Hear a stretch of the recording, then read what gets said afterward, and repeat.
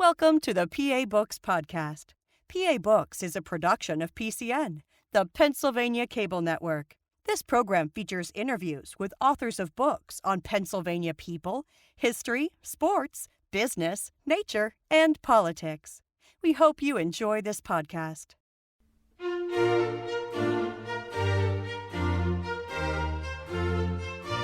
This week on PA Books, Jed Perl, author of Calder, The Conquest of Space, The Later Years, 1940 to 1976.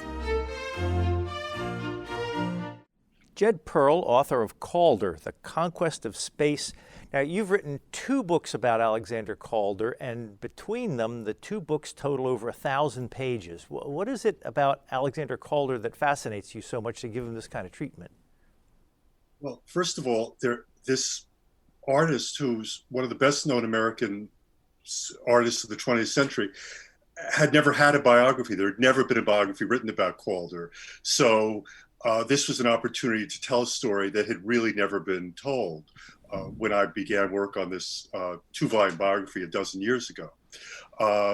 Calder is also a wonderful biographical subject. He's a marvelous sculptor, but he's also a man who lived an amazingly rich and varied life. He was born in Philadelphia in 1898. His parents were both artists. His paternal grandfather was a sculptor, who everybody in Philadelphia area, I think, knows. His life took him to Europe when he was in his 20s. He met the great love of his life, his wife Louisa, on a boat coming back to America at the end of the 20s. And Sandy and Louisa Calder, everybody called Calder Sandy. His name was Alexander, his first name was Alexander, but everybody called him Sandy. Sandy and Louisa Calder then spent the next 40 some odd years moving back and forth between America and France. In some way, they were citizens of the world, though they also felt themselves to be very much Americans. And they had extraordinary friendships. They both had an incredible gift for friendship. So the story is not just about Calder and his wife and his two daughters and the family. The story also comes to be about the art and architecture of the 20th century. He was close friends with Marcel Duchamp, with Joan Miró. He was close to the great Finnish architect Alvar Aalto. He traveled in South America. He had many friendships and collaborations in Brazil, in Venezuela, in the Middle East, in India. So it really becomes a story not just about one man, but about the evolution of art in the 20th century, and how what begins with Calder and friends of his like Miró and Duchamp as a kind of small group of avant-garde artists becomes, between the 30s when he really starts out as an artist who's known in avant-garde circles, from there it evolves over a period of decades into this incredibly international story, with more and more people, a wider and wider public being interested in what he's doing. So it's a big story, and I think it deserved a big canvas. How famous was he? I mean, not just in the art world, but in the world in general. The explosive fame came to him sometime between the late 50s and the early 1960s. People today, I think, we talk about rock stars. We talk about rock stars in politics and in art and in all kinds of fields. And I think it's hard for us to sometimes grasp that there was a time, and in a way, in certain creative fields, there still is a quality of being famous in a smaller world. And that was true of Calder in the 1930s and early 1940s. He was very famous in a small circle, among a small circle of artists and art lovers. In 1943, he had a breakthrough show at the Museum of Modern Art. It was his first big city museum show, retrospective.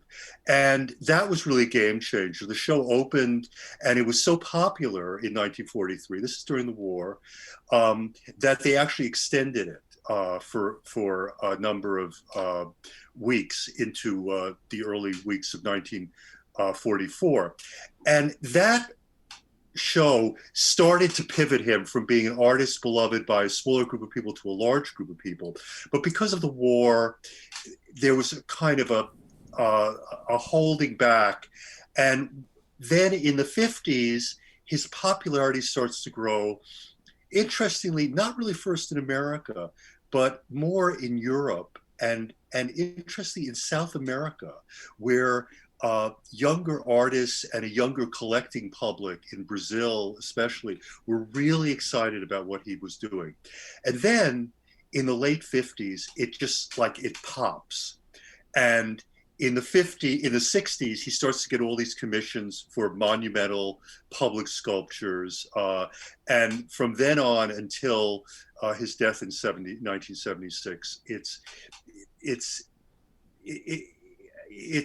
just Calder everywhere. And of course, the mobile, which was his invention, becomes this kind of ubiquitous phenomenon where, people imagine that Calder invented the thing that's over your child's crib, and people, all kind of hobbyists are making mobiles. And of course, the mobile is something that he named and literally invented in the early 1930s. No, By the 1950s, the word mobile is in the dictionary, actually. You say in your book that he considered himself an avant-garde artist, but is there a danger if you consider yourself an avant-garde artist and you are suddenly adopted into the mainstream that you get somewhat suspect among your other avant-garde artists? Absolutely. You're pointing to a kind of fascinating theme that runs through a lot of the later years of his life, in which he's in a way living a kind of double life, which was true of other people. I think it was true of Picasso by the 1960s, where you have this close to you community of artists and friends who kind of understand this long adventure you've been on. And he and his wife lived a rather simple bohemian life to the end of their days, with kind of they like to live in the country, both in America. They lived in Connecticut. They lived a couple of hours from Paris in France, and they loved simple food. They loved unpretentious furniture. So they never kind of lived the kind of glamorized Hollywood kind of life in that sense. But the perception of him came more and more to be that he's this kind of popular public figure. And there was also a perception that he was a kind of a funny guy. He would often, when reporters came to see him, who were doing like short features for newspapers, if he got the feeling that they didn't really understand much about art, he would make kind of off-the-cuff funny remarks. He had a comic side to him. And so he got this reputation of being a kind of amuser. Mobiles were these kind of funny, fun things. And he didn't like to talk a lot about his work in detail. So he got sometimes the reputation of being a little simple-minded or simplistic.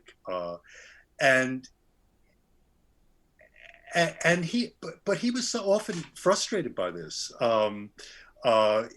He would get pissed off when people said, mobiles are just amusements, or oh, your work doesn't mean anything. He would push back, certainly among his friends. He would say that people are missing aspects of my work, sides of my work, and this kind of paradox of who is this man became more and more of a phenomenon in the 70s, when he actually did a collaboration with Braniff Airlines where he painted airplanes, and a number of critics, kind of mocked him for this. They said, "Oh, he's sold out." I don't think he ever sold out. He brought a seriousness and an authenticity to everything he did.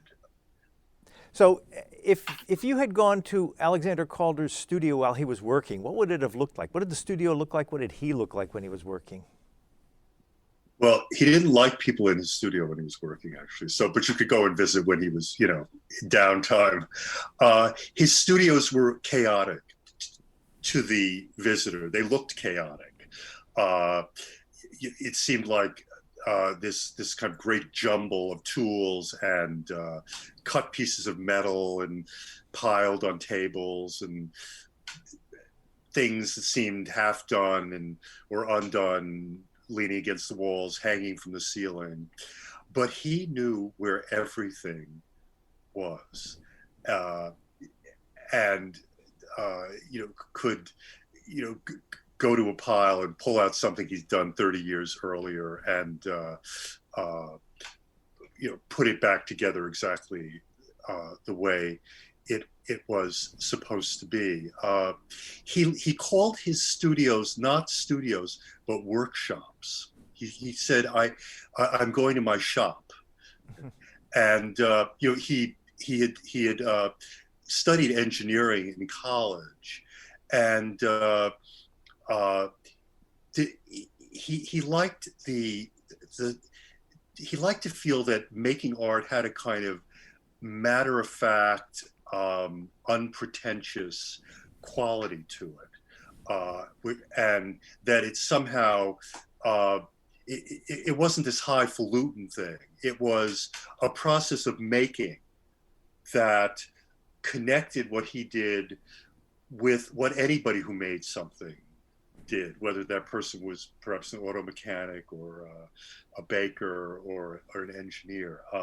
And he loved practical people who also had a sense of beauty. He had a lot of close friendships with architects. And I think this is the explanation. An architect is somebody who knows the facts, who's very practical. If you're putting up a building, you don't want it to fall down. But architects also have a powerful aesthetic sense. They're concerned with beauty. So there are lots and lots of friendships with architects. And in his later decades, when he started doing these monumental things, which were too big to be done in his studio, where you're cutting pieces of metal that are too thick for the tools he had, he begins in the 50s, really, collaborating both in Connecticut, in America, and in France with ironworks. And he develops a very close symbiotic relationship with the people who work in these factories in both Connecticut and in France. He lived in a small village, Sachet, near Tours, and he worked with the BM Ironworks in Tours. And this wasn't a case of making a plan and sending it to the factory and having them execute it. It was a case of he would be in his studio alone and he'd work up a model maybe a couple of feet high, and then he would take it to the ironworks, whether in Connecticut or France, and they would work together. First, if it was going to be a really huge thing, like 30 or 40 feet high, there would be these intermediate models made. For the really big things, there would have to be wind tunnel tests and things to see what kind of support you would need. And he would be constantly making adjustments. And at that point in the 60s, it's really kind of wonderful. A lot of his training as an engineer in college, where he had studied, the properties of different metals, how different metals can be joined, all kinds of basic physics. A lot of this stuff, which really hadn't been that important to his work in the 30s and 40s, suddenly it becomes very important to understand all these things. And he takes great pleasure in these collaborative efforts. And he once kidded with a friend that, well, all the guys at BMO, they're all becoming art critics, all these art workers, like, kind of getting into the act with me. But he loved other people. He was a people person. And this became another kind of social experience for him that was also an artistic experience. He was, of course, guiding the whole thing, but working out problems with these people. And he really did not like the idea of anything being fabricated without his crew, his gang involved. There are a couple of cases where that was where that did happen, for different reasons. But even like when he did a big thing for Expo 67 in Montreal, yeah. Expo 67, yeah. I think it's called. Yeah, that work was made in France, taken apart, and then shipped to Canada, as was the great work that's in Grand Rapids, like Grand Vitesse, same thing, made in France in this, in the BMO Ironworks, where he could be there every step of the way. And then his really preferred method was to have some of the people from that place go and set it up again, so that everything was done exactly right. How did those pieces come about? I mean, the giant pieces you see out in front of city buildings or the Expo 67. I mean, who came up with the idea, hey, we should hire Alexander Calder? And what was the process from that point to him saying, okay, I'll do it? Well, he had been dreaming of doing big things from the time he was in his early 30s. His father and his grandfather, Alexander Milne Calder and his father Sterling Calder, had both been public sculptors. You have both his grandfather's and his father's work in Philadelphia. And when Calder was a teenager, his father had had the sculpture projects at the Panama Pacific Exposition in San Francisco. And as a teenager, he had watched as small models, which were shipped out west, of sculptures were expanded into these full-size monumental sculptures for the Panama Pacific Exposition. So large public sculpture was always in his DNA.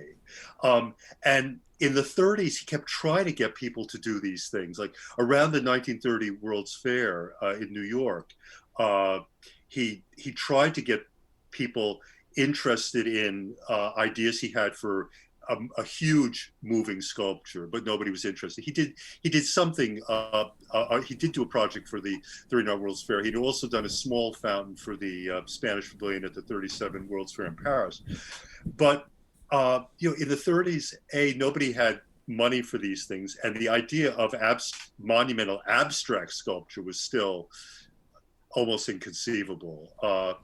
And that was true in the 40s too. There wasn't a lot of interest in it. But again, as part of this kind of shift in the post-war decades, in the 50s and then really in the 60s, where avant-gardism in general, whether James Joyce's novels or George Balanchine's ballets or Picasso's work, were being seen and reaching a larger and larger audience. By the mid to late 60s, the idea of abstract art was much more acceptable, and people really first in Europe before America, began to think, oh, okay, yeah, maybe you could have a gigantic abstract sculpture in a public place. Though it remained controversial in America into the late 60s. There was a controversy in the 60s in New York when Lincoln Center was going up in the mid 60s. Calder was commissioned to do a sculpture, which is at Lincoln Center, which was going to be paid for by a couple who were collectors. So it wasn't a question of money. But the Parks Commissioner, the New York Parks Commissioner, who controlled the outdoor spaces at Lincoln Center, was against having abstract sculpture in a public place in New York. This is in the 60s still. And there was a big brouhaha about it. And finally, Calder and his friends and supporters won. So there's resistance for a while. People had this idea, a public sculpture is a guy on a horse or something like that, right? And it took a long time for that idea to change. What was the idea of abstract sculpture in a public place? Calder and his friends had thought a lot about this, and they had this idea that having something that did not have a very, very specific meaning, that was not Thomas Jefferson or Abraham Lincoln, having something that was suggestive in some ways, that let an individual's imagination play a little bit, that was a kind of art that could be a symbol of a democratic society. In other words, in a democratic society, people have the freedom to react and think and feel in their own way. And Calder had friends, close friends, architects and art critics, who actually talked about the idea of abstract sculpture as being especially appropriate to the ethos of a democratic open society, where you can react in your own way. And also, it's not like you just stand in front of it and look at the face of the general or the president, but you can kind of move around it and have your reactions. That idea begins to have more and more currency in the 60s. The commissions come about in different ways. A lot of the greatest commissions, you find that there's a personal connection. Often an architect who really loves Calder's work, okay, for instance, architects at the firm of Skidmore, Owings and Merrill, we were responsible for a lot of the major modernist public buildings and government buildings, both private and publicly funded buildings after the war. Skidmore, Owings and Merrill became a big supporter of Calder's work, and so the architects would encourage private clients, for example, the client commissioning a building, they would say, well, you really should have a sculpture here. And, one of the people who you really should think about is Calder. But some of the stories get very, very personal. The story I begin volume 2 with, in Grand Rapids in 1969, a conservative Midwestern city, an enormous Calder goes up in the center of town, La Grande Vitesse. And this is really because of a woman named Nancy Trudell, back then she was named Nancy Mulnix, who had seen a film about Calder when she was a kid in school. And she was really impressed. She was really taken by the shots of Calder's studio in this film. And she eventually married a guy named Lee Mulnix, who was from a kind of an important Grand Rapids family, and she got involved in public affairs there. And she is the one who got this idea that as part of reviving the old downtown in Grand Rapids, we should have a sculpture. And she then, there was a committee, and she eventually became very good friends with Calder. And when the sculpture was actually in process and there were questions about how is it going to be shipped and getting it set up in Grand Rapids, he wasn't writing to the men on this committee who were involved, but he was writing to this woman, Nancy, who had become his friend. And with many of the major works, there are these kind of very personal stories. These connections. The Calder thrived on that kind of thing. You write in your book that he did some work for private homes. There are people who had Calders written made up just for their own personal house. Yeah, I mean, again, a lot of these things. grow out of friendships, or people who were enthusiastic about his work who come to him and then become friends. He did for friends in Connecticut, nearby friends, he actually did a mural on a wall near their swimming pool. He would do works for like to hang in a stairwell, something like that. He was also very attuned to what kind of a work would be appropriate for what kind of a space. When he started doing big public works, he tried to use some of the skills and qualities of movement that he'd used in the small or medium-sized mobiles, which were really intended for indoor spaces. And he realized over time that some of the kinds of movement that are very beautiful in an interior don't really work outside, where you have stronger wind and things get kind of knocked around.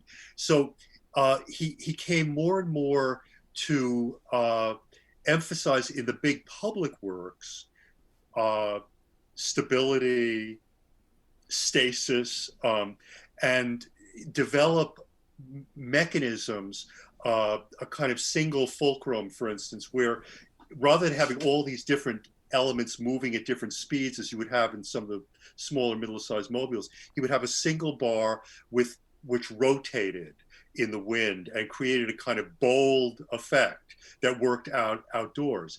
Whereas inside, he loved very delicate qualities. Almost some of the work meant for indoor spaces has a kind of Mozartian almost quality of intimacy, of kind of a sweet musicality. He created certain works that were meant to be bumped into you as you walk by them. There are mobiles for a home that sit on the floor where you were supposed to sort of bump into them, and then they would start sort of flickering as you passed, as if they were in a kind of conversation with you. He created there are lots of these tiny mobiles, just this size. It's amazing. He could go from this very intimate kind of Lilliputian scale to this monumental scale. And he had a sense of what you needed to do in both. He also had a sense of what kinds of subjects or motifs would work where.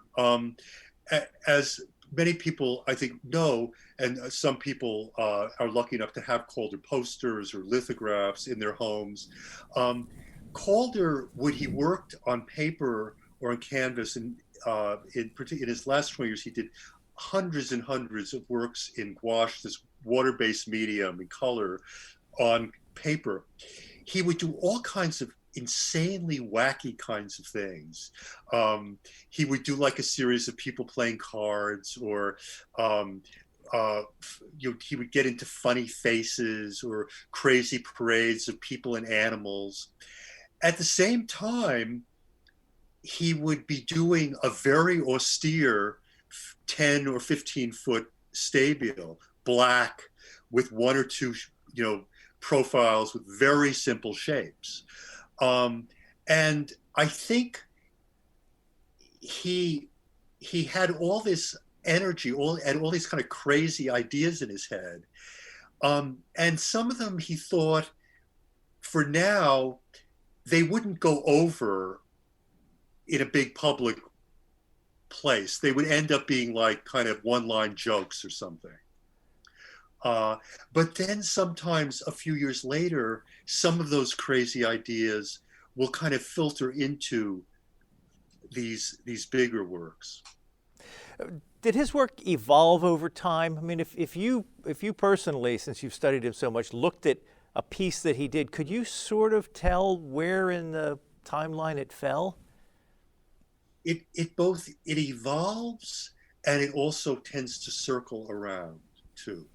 Um, uh, some the I mean, well, first of all, the early work, the first work he was known for in the late 20s and to about, and he was even still known for in the early 30s, was figurative. It was wire figures of animals, acrobats, dancers, and the first abstract sculpture is very, very austere, very geometric. The first stuff he shows in Paris, absolutely clear and succinct circles. The angles are very sharp, and then, especially when he and Louisa, they live in Paris in the early 30s, and then they come back to America as the Depression is really darkening and the political situation in Europe is getting darker, and they buy this rundown 18th century farmhouse in Litchfield County. And being in the country amidst trees and flowers really reshapes his work toward more biomorphic, sensuous kinds of elements, and the mobiles. It's that then he starts to think about wind as driving a mobile. A lot of the early moving works were powered by a crank or a motor, actually. So you have a kind of regular movement.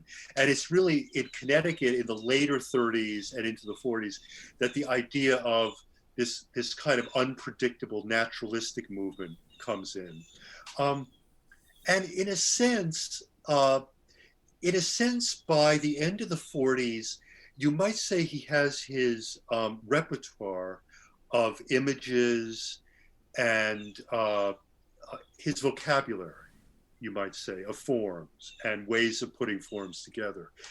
But what then happens is he constantly reshapes that and rethinks it, so that I sometimes, frankly, will see something later, from a later period, and not be sure of the date, because it may, at times, I think he sort of would recapitulate something he'd done earlier.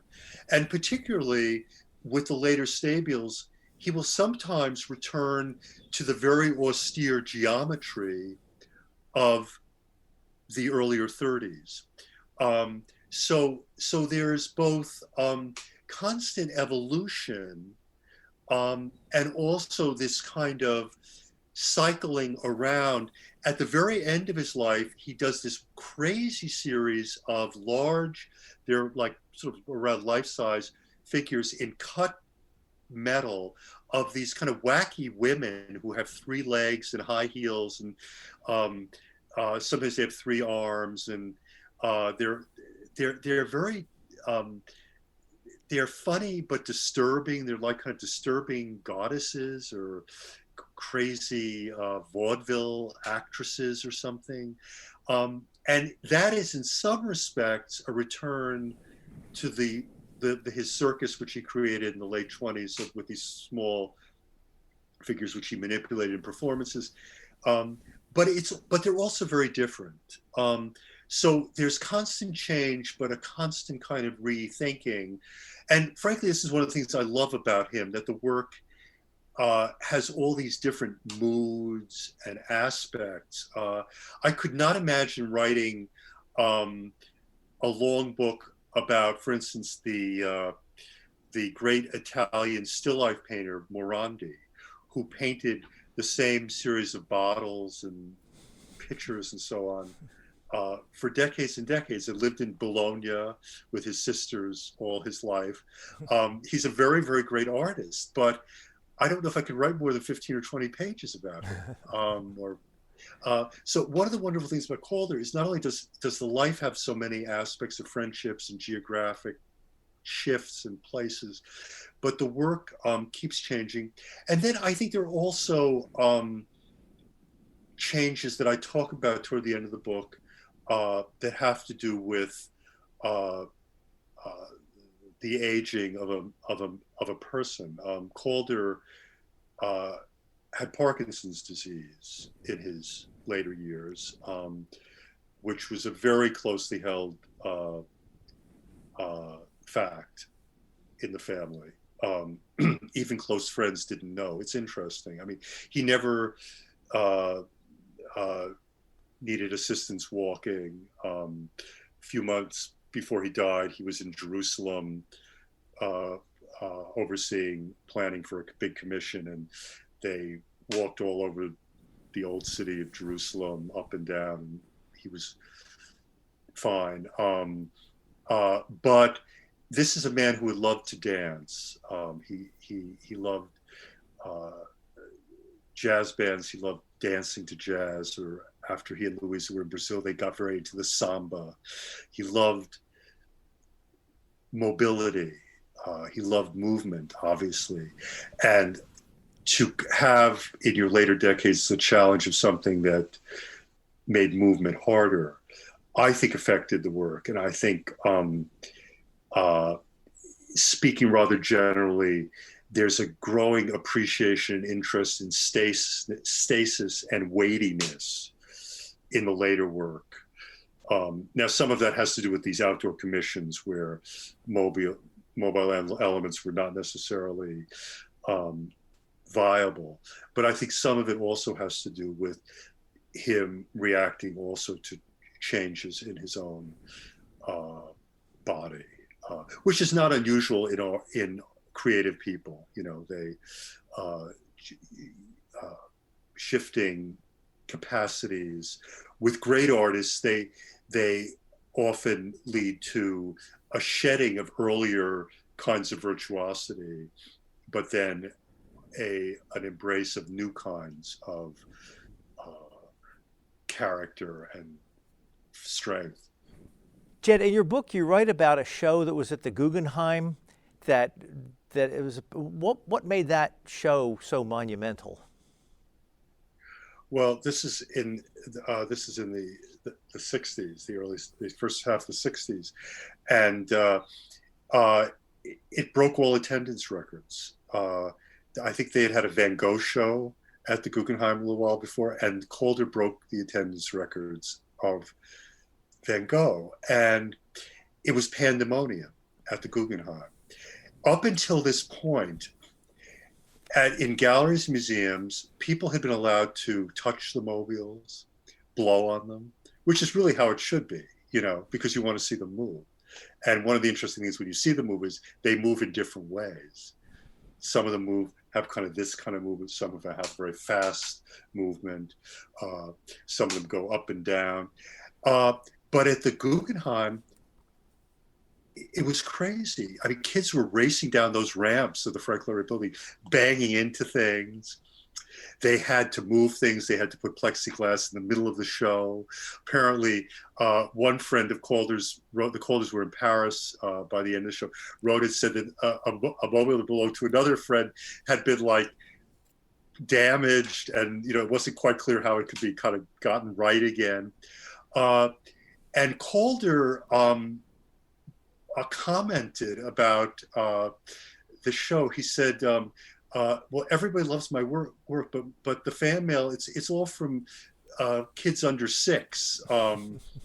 And he actually commented that the show that was at the Guggenheim was going to Paris, and he hoped that there would be more focus in Paris on these large, dark stabiles. I mean, there was a mobile in the Guggenheim called Ghost. There was a stable called, I believe, Guillotine for 8. There were works with these kind of grave titles, Guillotine, Ghost. I mean, these are not, let's go out and play kinds of titles. And Calder and his wife, too, talked about this in letter, at least one letter to friends. They recognized that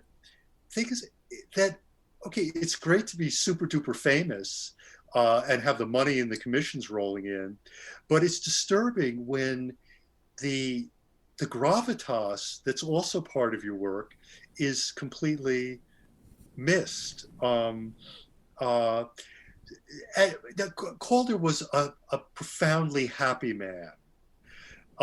So he knew how to take things in stride. Um, but he understood what was going on.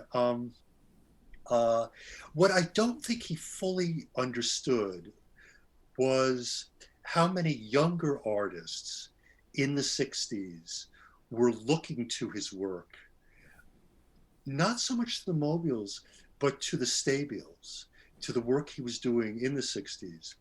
The 60s are a period when minimalism begins, when younger artists begin to do these very large, stark, geometric constructions, often made fabricated in factories. One of those artists, Donald Judd, who was also writing criticism in the early 60s, writes with a certain kind of sympathy and certainly a lot of consideration about what Calder is doing. There are younger composers who are very interested in what Calder is doing. There are younger, there are choreographers who are interested. So it's, again, I think we talked about this a little bit. There's a kind of multi-level reputation going on in those later years, and through it all, Calder remains Calder. He goes to his shop every day to the very end of his life.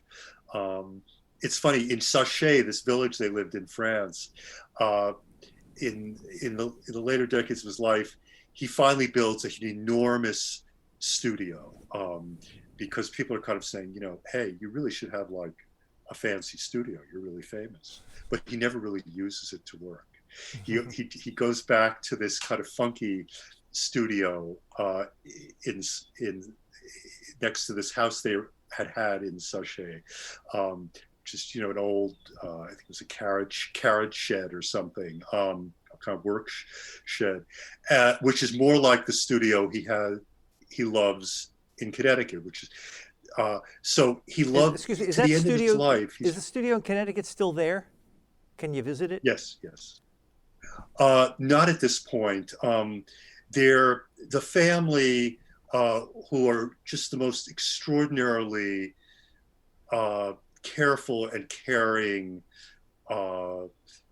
shepherds of the legacy, are trying to figure out how to make both the studio and the house and the grounds more available. But it's very complicated because a lot of the original material, the things they lived with are still there, and they want to both keep it the way it is and maybe in the future make it more available. I want to ask another question about the Guggenheim exhibit, because you write, for Thomas Hess, the extraordinarily astute editor of Art News, whose taste could admirably be admirably open to many diverse forms of expression, Calder was very definitely a blowhard, and the Guggenheim show was nothing short of a fiasco. Did he pay attention to what critics say? Well, that's always a funny question. People deny that they read their reviews, but I think most people do. I would say that he I don't know if he read how much he actually read, but he was very aware of what was going on. And I mean, Hess represents one line of thinking. I mean, there are these kind of different streams going on. I mean, as I think happens with any kind of major creative figure, there are different opinions kind of going on simultaneously. Yeah, Calder was aware of this. One of the things I realized in working for so many years on Calder was, I said this, I alluded to this a little earlier in our conversation. He would sometimes say the most flippant things.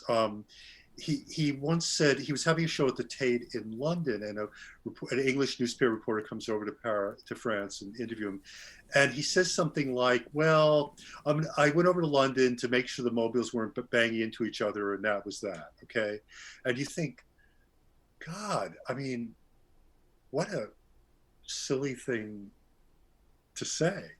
Then you'll read another interview, and he'll start talking about uh, the nature of the work, what he's trying to do. Um, and and and what I realized after a while was it all depends on who he's talking to. If I'm reading a French interview with him and I'm thinking, wow, he's really going into great detail. He was very involved in the anti-war movement, against American involvement in Vietnam in the '60s. He was also involved in the efforts to reduce the threat of nuclear war. And you find a French interview where he's talking great detail about that stuff. And then I look and see who the interviewer is, and turns out it's a well-known French novelist. So when people came to talk to him, where he felt that in an hour they could establish a kind of rapport, he would do it. He would talk seriously. But after decades and decades of being often treated like a kind of clown or an amusement in the press, if somebody appeared who he rapidly understood, didn't really understand what modern art was, maybe even what art really was about, he kind of wouldn't try. He told a friend that he had done a big mobile for Pittsburgh, and somebody said, "How long did it take?" And he said, "Oh, 3 months." And then he told his friend, he said, "I thought for a minute, then I turned back to him and I said, well, it actually took 30 years, meaning I couldn't have done this in 3 months if I hadn't been working in my craft for 30 years. And he said they looked at me like they had no idea what I was talking about. So he's always operating on many levels. And I think when it came to criticism, he knew you're never going to please everybody. And extraordinary things have been said about him. Jean-Paul Sartre, one of the preeminent French writers and thinkers of the 20th century, wrote an extraordinary essay about Calder in the 1940s. And it's one of the most beautiful things ever written about Calder. And at once, when talking to a friend, Calder said, well, he was asked about, do you ever have doubts? Do you ever get stuck? And he said, well, when I get stuck, I read what Sartre and another person, James Johnson Sweeney, the great, who was a very great critic, wrote about me. So in other words, it's like, if I'm feeling insecure, this is what Jean-Paul Sartre said about me, okay?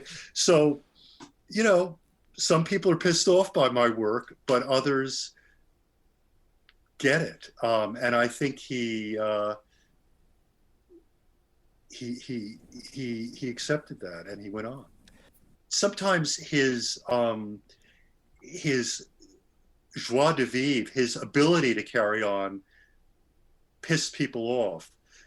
People who tended to be depressive kinds of people, the painter Arshil Gorky, who ultimately committed suicide, who was always a kind of melancholy figure, was friends with Calder. Calder was very generous to him. But Calder drove Gorky crazy because Calder was always like, get on to the next thing. Look at the positive side of things. That can be very hard for people to take who don't take that attitude. You write in your book how in Philadelphia there's the 3 generations of Calders on the Benjamin Franklin Parkway. There's the William Penn statue and the fountain at Fairmount, the Logan Circle, and then the Calder Mobile in the Art Museum. So there's his grandfather and father, and he were prominent artists, and he had 2 daughters and grandchildren. Any artists in that line continuing the tradition? His older daughter, Sandra, is an illustrator who's published many children's books. Her daughter, Andrea, has done beautiful weavings and things. Another grandson, Holton, is an artist, a painter and sculptor. There are a lot of creative. There's a lot of creative DNA. I think there's a great granddaughter who's also into cartooning. There's a lot of creative. There's a great grandson who's a musician. There's a lot of creative DNA in the family. There's a lot of the Calders were passionate liberals in politics, and there's a lot of that in the family. Calder was very much a family man. I mean, the father, son, and the Holy Ghost, because the Mobile at Philadelphia Museum is Ghost.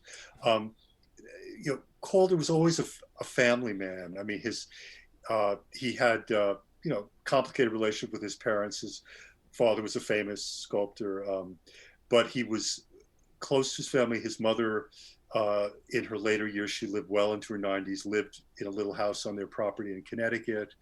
Calder, once asked about his opinion about Picasso, said, "I don't really like him. He was bad to his children."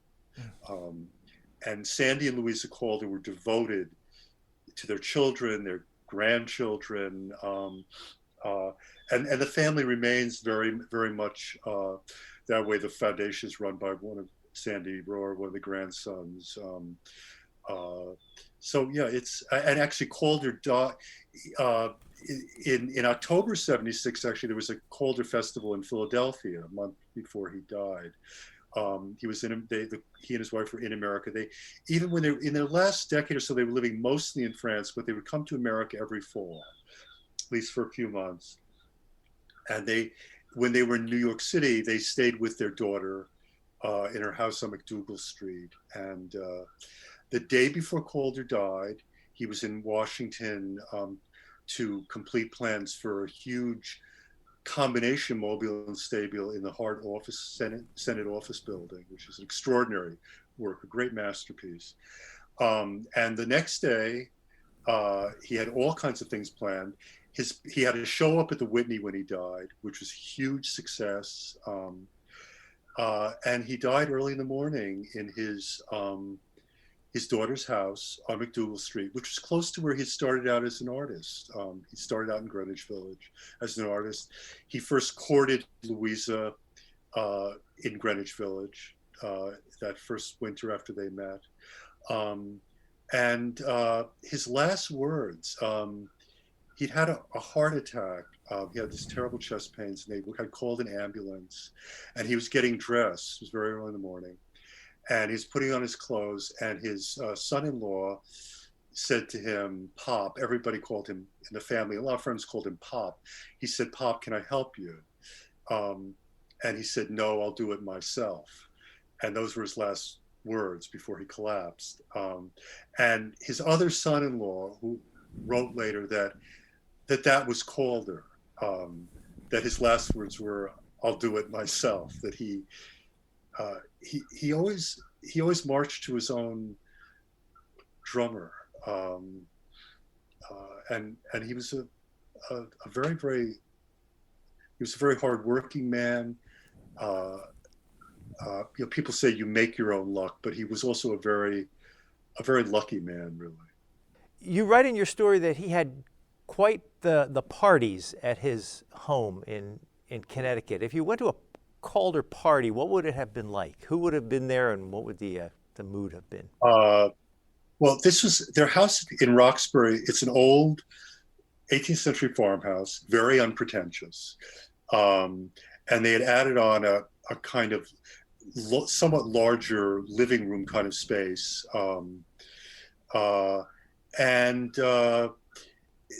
First of all, the place would always smelled of wine and garlic. There probably would be food, so you'd smell some delicious roast or something, and there'd be loud music. It might be a jazz band that had come up from New York, 2 or 3 musicians. So it'd be really noisy, and the dancing was like no holds barred, like what the hell kind of dancing. Calder was absolutely uninhibited on the dance floor, and he might put on a crazy hat, and you could meet anybody at one of these parties. everybody in the neighborhood was invited. So, the farmer next door would be invited, and Arthur Miller, the playwright, would probably be there, and Malcolm Cowley, the writer and intellectual, and young people and old people, and Arthur Miller commented that people never wanted these parties to end, and people would sort of, I don't know, in the middle of, very early in the morning, they'd kind of find some place to put down their head. And then Miller said, the next morning, people would kind of appear like, well, are we going to continue? Is Louisa going to cook breakfast? And I've heard wonderful stories from people my age who were kids then.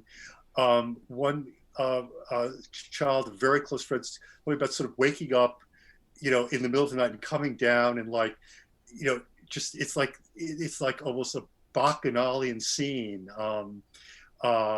and there are letters after parties about lost pairs of glasses and what went on around the pond. And Calder and Louisa did not have an open marriage. They were a very, very close and happy couple.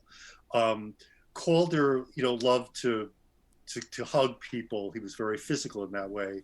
And they kind of loved this kind of bacchanalian atmosphere. But in the middle of it, they were kind of this solid center. And for so many of their friends, both in America and France, they were the rock in a way. In the days after Calder died, a very dear friend in Connecticut, said, everybody up here, we're like going crazy. We don't know how we'll go on. I mean, we just don't know how to be up here in Litchfield County without the Calders. I'm afraid we're going to have to end it there. We are out of time. We've been speaking with Jed Perl. He is the author of this book, Calder, The Conquest of Space, The Later Years, 1940 to 1976. Thank you very much, Jed Perl. Thank you so much. It's been great. It's been a pleasure, Phil. You've been listening to a podcast of PA Books, a production of PCN, the Pennsylvania Cable Network. Full episodes of PA Books, as well as other PCN programs, are available to stream with the PCN app. Visit PCNTV.com or the App Store for details.